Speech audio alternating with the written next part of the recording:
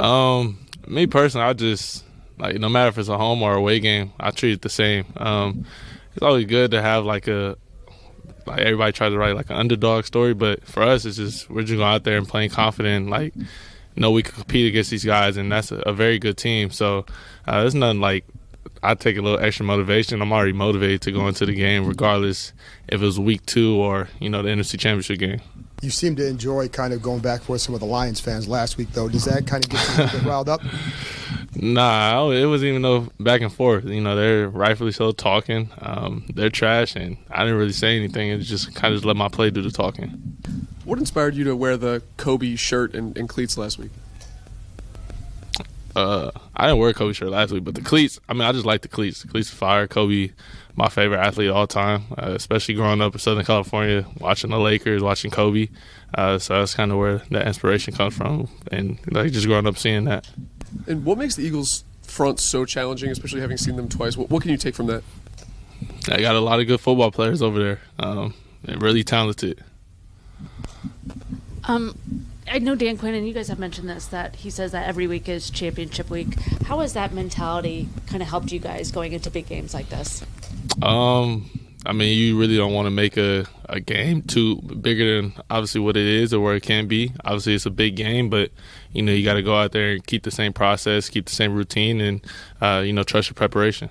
And the slogan "Anybody, Anywhere, Anytime" is that something you feel like players have really embraced? Is it a product of winning? Does that sort of encapsulate your identity as a team, you think? I think it's the identity. I think that people obviously embraced it. Just the motto that we have and DQ set here. I think you kind of see that through our play is like, hey, we're gonna keep fighting no matter if we're down 28. If we're up 28, the game is never over until the clock hits 0. Jayden, you guys had the one hiccup this year was that sort of that 3-game losing streak. Clearly, you've worked past that. But what do you think for you or maybe for the team do you guys kind of took away from that stretch that's helped you here in these last few weeks?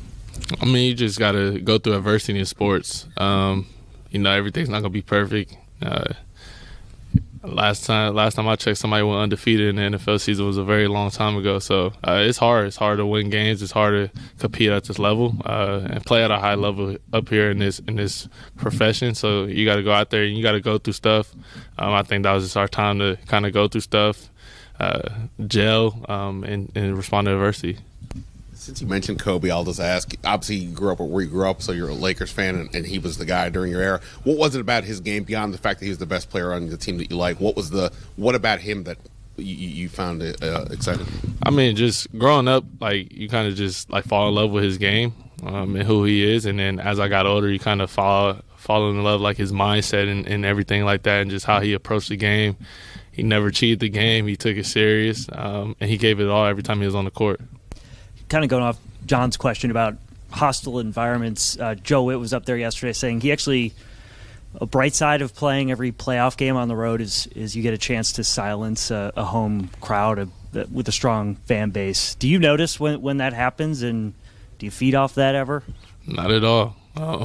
I just be focused on what I have to do. I don't really try to pay attention to the unnecessary things as far as the crowd and stuff like that. They're there, obviously, to pump up their team, cheer for their team, talk trash. So, if you get caught up in that, at that point they got what they wanted. Hey, Jayden, a little bit based on that, Sunday will be the first time a road team is playing its 4th consecutive road team going up against a home team that is going to play its 5th consecutive home game. At this point in the season, do you guys feel like you've kind of earned that identity as road warriors at this point? I just think that's kind of where we were placed at. And it's kind of just what we had to embrace of, we don't got no more home games this year. Jayden, I think you told us when you first got drafted that you had was it a paper or something that said, I will go to the NFL one day or something like that? Did you have something when you were a kid that said, I will make the Super Bowl one day too? Was that something? I'm sure it's something you always dreamed about, but have you had a chance to think about it? As a kid, you kind of just dream about playing in the NFL. And as you get older, you get closer to your dreams become reality, and you kind of just set bigger goals because ultimately, making the NFL is just the beginning of it. So now it's okay, what can I do my rookie year? And you keep going from there.